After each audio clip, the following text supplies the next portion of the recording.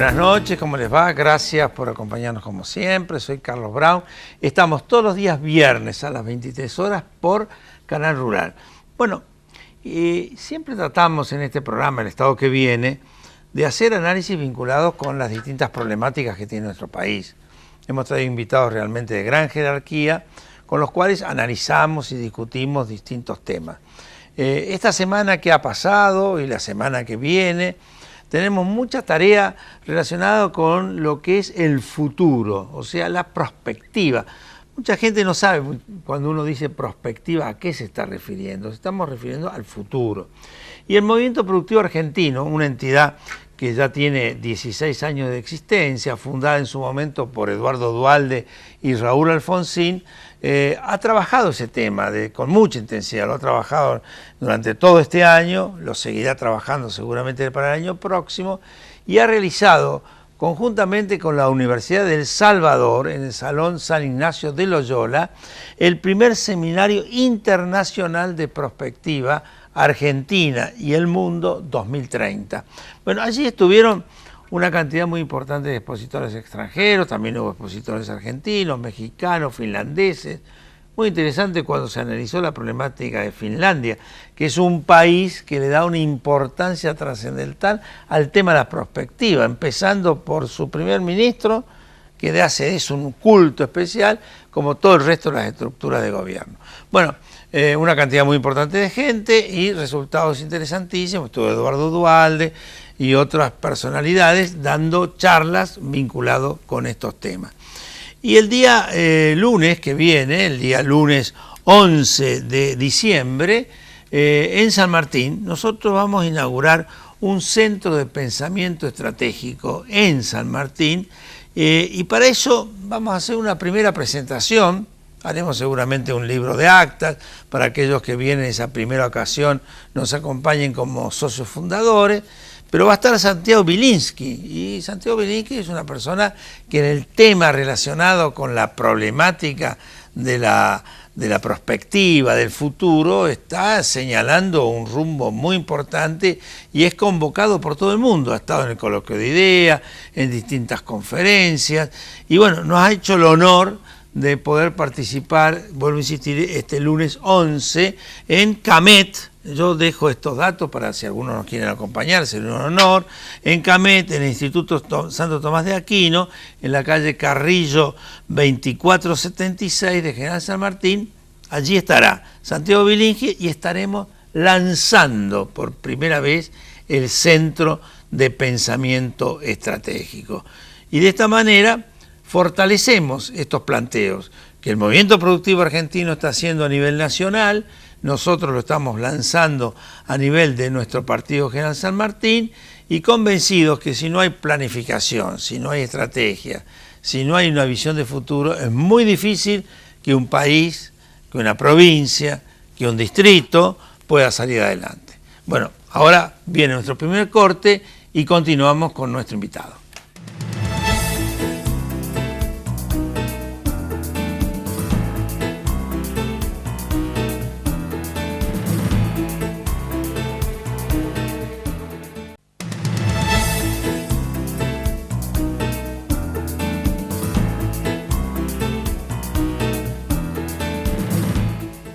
Bueno, continuamos. Yo hablaba recién en nuestro primer bloque del tema del futuro, del tema de las cosas que siempre analizamos y vemos en nuestro programa relacionados con la cuestión fundamental para una Argentina que crezca.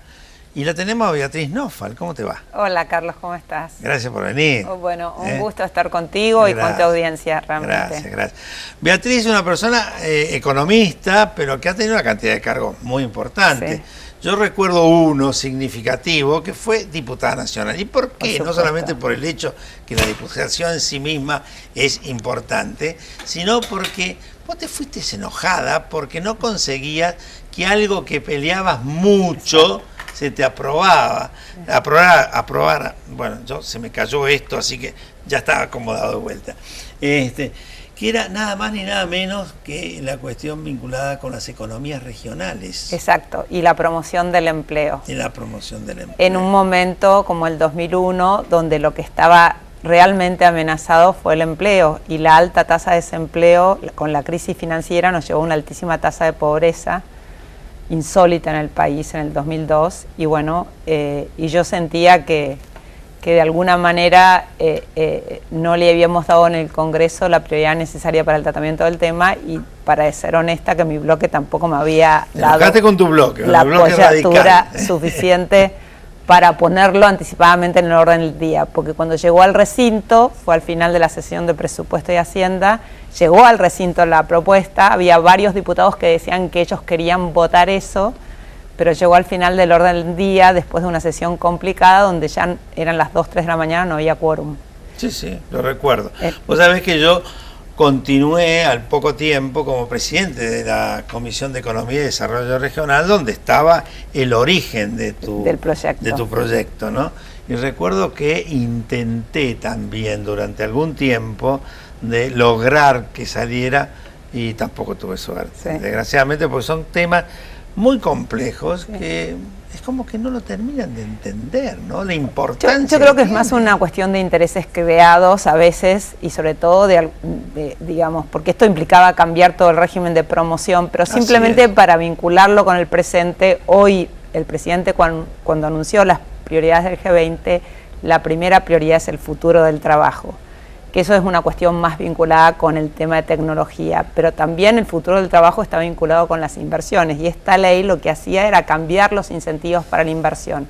En vez de subsidiar las ganancias con una exención del impuesto a las ganancias, o subsidiando, dando un crédito sobre el IVA, un crédito fiscal, lo que hacía era enfocarse en la mano de obra. Entonces, para aquellos proyectos de inversión que generaran empleo, lo que se hacía, se daba un crédito fiscal sobre el empleo generado, que bajaba el costo de la mano de obra, que era muy importante en un momento donde el país además tenía una apreciación cambiaria fenomenal, que luego resultó en la devaluación.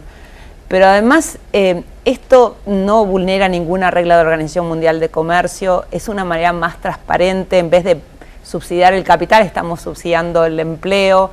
Mientras más valor agregado, mayor es el crédito fiscal. O sea, tiene que ver con que las regiones del interior del país puedan... Que no son competitivas por una cantidad de circunstancias que la transforman en imposible. No pueden competir con el Gran Buenos Aires, y muchas veces no pueden competir con lo que viene de afuera. Sí. ¿No? Pero lo bueno es que esto de alguna manera incorporaba primero todo el país, porque en vez de ser por provincia, la promoción se medía por distrito, en función del índice de necesidades básicas insatisfechas, que tiene que ver con la pobreza. Donde aparecía también, recuerdo, el Gran Buenos Aires. Exacto, el Gran Buenos Aires. Y después lo mismo se aplicaba para industrias de alta tecnología, o sea que también entraban las capitales, pero solo para industrias de alta tecnología. Así que nos hubiéramos beneficiado enormemente. De alguna manera ese proyecto, y con esto para cerrar el capítulo, fue presentado porque Roberto Labaña, cuando es ministro, tomó el proyecto y lo aplicó a la industria del software. Y en la Argentina ha sido un boom la industria del software. Y cualquiera de los unicornios argentinos, no sé, Mercado Libre, yo muchas veces lo he escuchado hablar, y dicen que el fenómeno no hubiera sido posible sin esa ley, que esa ley es un componente principal. Así que si lo aplicáramos para todas las actividades productivas en general, y de modo de alentar la inversión, que hoy es todos quieren traer inversión, pero hoy la inversión es baja sobre el PBI, y bueno, hay que pensar en medidas que alienten la inversión como esta, pero subsidiando el empleo. Bueno, vamos a hablar de presente y de futuro. Allí vos has tenido una actuación muy importante hace muy poquito tiempo, y seguís teniendo a través de lo que va a pasar en pocos días más con la OMC, y seguramente con lo que va a suceder el año próximo con la tarea del G20 y del B20, que va a tener una gran trascendencia seguramente para Argentina. Contanos un poco el G20, de qué se trata, y el B20, de qué se trata. ¿Cómo no? Bueno, el G20 hoy es el principal foro para la cooperación económica y para lo que llamamos la gobernanza, que es la gobernabilidad de la economía mundial. O sea, estamos en una economía mundial que es global, pero los países se siguen rigiendo bajo el Estado de Nación. Entonces hay que buscar instancias de coordinación, de iniciativas, de coordinación de políticas, donde, y esto es lo novedoso del G20, donde se sientan los países desarrollados y los grandes países emergentes, entre los cuales la Argentina logró entrar, para hablar de igual a igual. Esto es un fenómeno nuevo, surgió originalmente en el 99 como una reunión de los ministros de Finanzas y presidentes de Banco Central en respuesta a la crisis financiera que había en Asia, que tuvo luego un impacto global porque repercutió también en nuestra región, pero es a partir del 2008 cuando viene la crisis en los países centrales, empieza en Estados Unidos y se derrama por Europa la crisis financiera. La crisis financiera que tuvo tanta repercusión. Sí, y tan negativa. Sí, sí. Recién este es el primer año de un crecimiento más fuerte en la economía mundial, o sea, casi 10 años después, 9 años después, la economía recién empezó a recuperarse. Pero bueno, en el 2008 Bush convoca a los jefes de Estado a Washington. En la reunión del G20 deja de ser una reunión de ministros de Finanzas y presidentes de Banco Central para ser una reunión liderada por los jefes de Estado y presidentes de los países miembros. Bueno, a partir de ahí pasa, al ser un proceso liderado por jefes de Estado, por presidentes y jefes de Estado, bueno, la agenda se amplía, no deja de, o sea, sigue incorporando los temas económicos y financieros, y el G20 cumplió un rol clave para evitar que la crisis financiera del 2008 se transformara en una nueva gran depresión mundial, como ocurrió en 1930, por falta de coordinación. Entonces, ahí tuvo un rol clave, pero la agenda se amplió. Hoy la agenda del G20, que Argentina va a presidir, va a tener la presidencia del G20. La presidencia pro tempore durante todo el transcurso del año que viene hasta fin casi del año que viene. Exacto. Empezó ahora, fin de semana pasado, la primera reunión de viceministros de Finanza y de vicepresidentes de Banco Central en Bariloche. Continúa el 14 de diciembre con una reunión de los Sherpas. ¿Quiénes son los Sherpas? Los Sherpas son los representantes de los jefes de Estado que coordinan la agenda más amplia. ¿Nuestro Sherpa es? Nuestro Sherpa es hoy el embajador Pedro Villagra Delgado, y yo tuve esa función durante la presidencia de Alemania hasta la cumbre de Hamburgo, y el cambio se suscitó con el cambio de gabinete en Cancillería. Sí, la renuncia de Malcorra. Correcto. Y la designación de un nuevo canciller precipitó el cambio. Bueno, ¿cuáles son los temas que están bajo la agenda de Sherpas, que no son solamente económicos financieros? Bueno, uno de los temas era empleo por un lado, y la agenda de digitalización por el otro. Por eso, cuando nosotros discutimos las prioridades que en ese momento, bajo la gestión de Malcorra, y le propusimos a Presidencia, de Jefatura de Gobierno, yo insistí mucho que una prioridad importante en una época de cambio tecnológico exponencial y acelerado como actual era el futuro del trabajo. Si quieren, después lo abordamos, porque después... Sí, hubo, si no me equivoco, en esa agenda que vos tuviste mucha participación, hay en este momento aproximadamente son 12 temas, ¿no? Exacto. En el canal de Sherpa hay 12 temas. El presidente, el otro día en el lanzamiento del G20... Hay dos muy interesantes, que es ese que trabajaste vos, el trabajo y la educación. Exacto. Y el otro vinculado con pequeñas y medianas empresas. Exacto, con muy el interesante. Crecimiento inclusivo, inclusión financiera, y ahí está tanto la PYME como la agenda de paridad de género, que también es muy importante. Y el presidente y está el tema de cambio climático y transición energética, hay un grupo de trabajo de salud. Pero de todos esos grupos de trabajo, el presidente puso 3 prioridades sobre las que quiere tener resultados en su gestión. Bueno, no continúes, vamos a hacer un pequeño corte y tenés todo el otro bloque para seguir hablando. Adelante, señor director.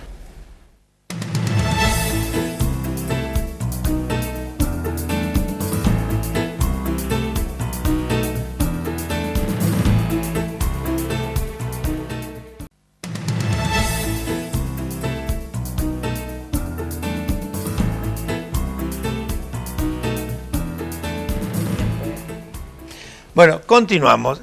Vos sabés que hay un tema que así a mí me ha llamado la atención, visto y considerando lo que uno observa del G20 y la importancia que tuvo en evitar las grandes crisis que están vinculadas con las problemáticas del empleo. Sí.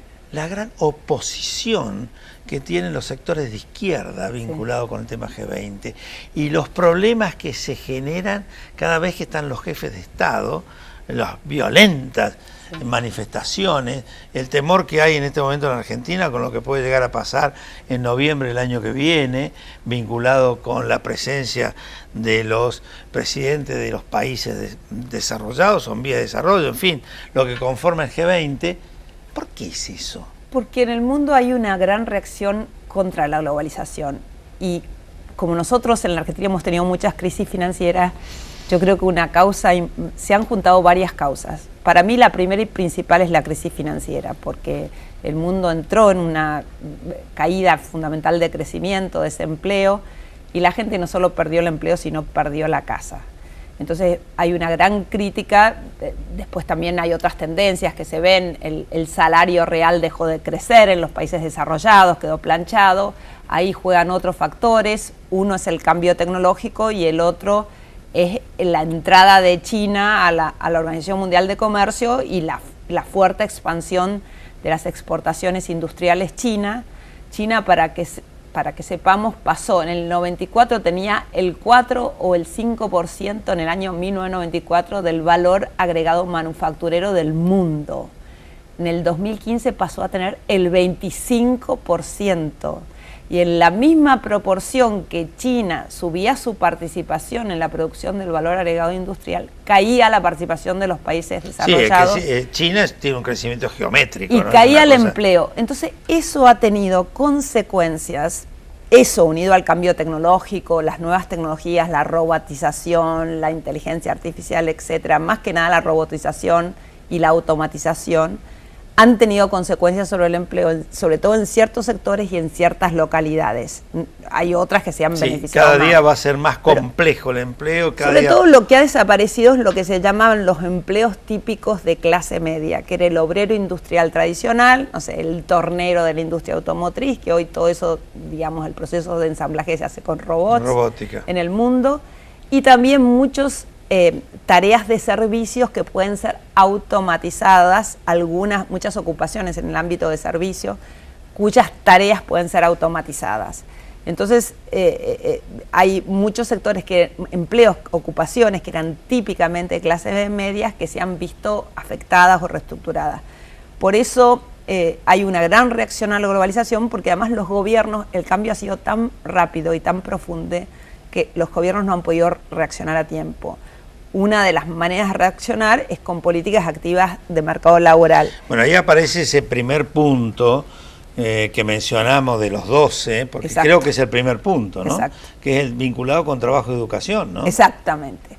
Bueno, en este cambio tecnológico hay dos cuestiones que son fundamentales. Una es educación y educación a lo largo de la vida y educación en el trabajo. No es no la educación en un momento, sino la educación de siempre. Sí, y sobre todo... Te tenés que capacitar todo el tiempo. Y mucho aprendizaje en el trabajo. Es muy importante la educación, no solo en la escuela, sino lo que uno aprende en el trabajo. Es muy importante, por eso las empresas tienen que ser socios en esta tarea de educación y entrenamiento.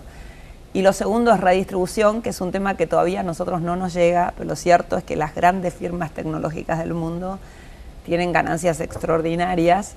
En algún momento, digamos, creo que ese tema se va a poner sobre la mesa. Se habla ya de las firmas superestrella. ¿Ah? Cuando vos decís redistribución, estás hablando de las ganancias, y cuando hablas de la forma de distribución, ¿sería dar una mayor participación a los trabajadores o distribuir mejor esas ganancias? ¿De qué forma? Bueno, ¿Impositivamente? Claro, yo creo que impositivamente, y después el Estado tiene que invertir en los bienes públicos. O sea, el Estado, digamos, castiga más o saca más, sí, claro, impositivamente. Tiene que haber más progresividad y no lo destina a la capacitación. Exacto, a la capacitación, a dar créditos fiscales para la creación de empleo, a invertir en la capacitación, en educación, en salud, en todo lo que son bienes públicos, que son bienes fundamentales para el trabajo, como nosotros lo conocemos, como lo han defendido las fuerzas sindicales tradicionales de Argentina, va a tener, digamos, cambios sustanciales. Sí, va a tener, acá y en el mundo los está teniendo. Y por eso también es muy importante, volvamos a G20, sí. El G20 no solo es un proceso liderado por los gobiernos, el G20 tiene estructurado un diálogo con los diferentes actores de la sociedad. ¿Ahí aparece civil. el B20? Ahí aparece el B20, que son las empresas. Business. Exacto. está el Labor 20, que son los sindicatos, eso está el Women 20, que son las mujeres, hay una agenda de paridad de género para que el mundo crezca más. ¿Y toda esa va a funcionar con la presidencia de Argentina? Exacto, y vamos a convocar a los representantes de los 20 países más importantes del mundo a debatir la misma agenda de los gobiernos y a sugerirle a los gobiernos iniciativas, recomendaciones. Eso en el 2018. Eso en el 2018. Y bueno, va a ser muy importante. Ya están fijadas, invito a todos que se fijen, que busquen G20 Argentina 2018. Yo antes de venir al programa me fijé, ya Argentina colgó el sitio web donde explica qué es el G20, cómo funciona, pero además está el calendario. Entonces, si quieren ver cuál es el calendario de las reuniones... De las reuniones vinculadas con el LIBOR, con el business. Exacto, exacto. Ajá. De ellos está el calendario de la reunión final, de la reunión cumbre. Pero hay reuniones previas de trabajo que las fija cada grupo. Sabés que con vos estuve en la Unión Industrial, en la sí, conferencia, exacto. Y lo escuchaba a Daniel Funes de Rioja. Sí. Él dio algunas indicaciones y marcó algunos calendarios. ¿Son esos? Exacto, son esos. Y invitó también, y eso es bueno para que lo digamos, Daniel dijo que si entran en el sitio del B20 Argentina, hay una posibilidad de inscribirse, y llamó a las empresas y a las organizaciones representativas del sector empresarial, industrial, a las cámaras, a inscribirse para participar en los diversos grupos de trabajo. Hay un grupo de inclusión financiera, hay otro de agenda digital, hay otro de comercio e inversiones, hay otro grupo que tiene con la transformación de pymes. Y eso concluye en noviembre de 2018 con, digamos, sí. Finales, conclusiones. Conclusiones que le van a llevar los diferentes grupos ¿A quién? ¿A los presidentes? A los presidentes, que también ellos van a tener su proceso. En realidad no va a ser al final que lo reciben, porque este año como Sherpa nosotros recibíamos las recomendaciones de los grupos ¿Qué pasó trabajo. cuando fue presidente de Alemania y vos eras Sherpa sí. de la Argentina? ¿Las conclusiones fueron importantes? Sí, las conclusiones fueron importantes. Algunas... O sea, los gobiernos siempre se reservan el derecho de tomarlas o no tomarlas, no son mandatorias, pero sí forman parte del diálogo y sí se tienen en cuenta. Y bueno, se les da una respuesta, fueron expuestas ante toda la comunidad de Sherpas. Sí, creo que uno de los grupos que trabajó más efectivamente y además que tuvo mejores respuestas fue el Women 20, que es el de grupo de mujeres de paridad de género, porque logró varias cosas. O sea, este año los Sherpas aprobamos una iniciativa que es el primer fondo para mujeres emprendedoras de países emergentes. Por eso les digo a las mujeres emprendedoras que apliquen para este fondo. Esto es muy importante. Va a estar alojado en el Banco Mundial, pero se va a canalizar a través de los bancos regionales de desarrollo. Esa es una iniciativa muy importante. Y después, bueno, hubieron otras vinculadas con el tema de mujer, como que va a haber por este año solamente un consejo de mujeres empresariales top del mundo, recomendándole a las presidentes qué medidas tienen que tomar para avanzar en la agenda de paridad de género, de la mayor inclusión de la mujer en el mercado laboral. Hoy hay una brecha muy grande en relación al hombre, por más que se está avanzando, pero se está avanzando, como dice la canción, despacito. Bueno, las mujeres avanzan y está muy bien que lo hagan. Sí, pero estamos avanzando despacito. Políticamente más rápido. Políticamente más rápido, es cierto, es cierto. Políticamente más rápido en el legislativo. No así en el ejecutivo. No así en el ejecutivo. En provincia de Buenos Aires y en la nación, mitad por mitad. Sí. Che, Beatriz, muchísimas gracias. La verdad que es apasionante charlar contigo, y durante el transcurso del año que viene, como este programa ya hace 18 años que lo tenemos en el aire y esperemos tenerlo bastante tiempo más, te vamos a invitar, igual que acá el Centro de Pensamiento Estratégico de San Martín te va a invitar para que nos continúes dando tu exposición y contándonos cómo va evolucionando todas estas cosas. Sí. Solo porque se transmite en Canal Rural, una de las 3 prioridades del presidente es el futuro alimentario sostenible. Si querés, otro día hablamos. Sí, con mucho gusto. Sí, un punto de los 3 que puso el presidente. Sí, futuro del trabajo, infraestructura y futuro alimentario sostenible. Beatriz, muchísimas gracias. Gracias a vos. A todos ustedes los esperamos el viernes que viene.